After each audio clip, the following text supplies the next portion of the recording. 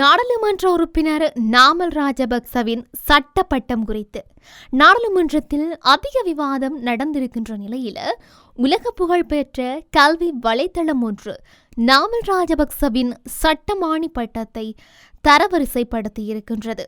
அதில் Namal Rajapaksa city university of லண்டனில் பெற்ற சட்டப்படிப்பின் பழைய மாணவர்களது பட்டியலில் 45வது இடத்தை பிடித்திருக்கின்றார். இந்த பட்டியலில் முதல் இடத்தை இங்கிலாந்தின் முன்னாள் பிரதமர் மார்கரெட் தாட்சர் பெற்றுள்ளதோடு இரண்டாம் இடத்தை இந்தியாவின் முன்னாள் பிரதமர் ஜவஹர்லால் நேரு பெற்றுக் கொண்டிருக்கின்றார்.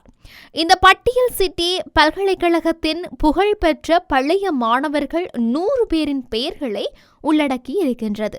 முன்னதாக நாடாளுமன்ற உறுப்பினர் நாமல் ராஜபக்சவின் சட்டமானி பட்டம் போலியானது என்று அமைச்சர் நளிந்த ஜெயதிச நாடாளுமன்றத்தில் தெரிவித்திருந்தார்.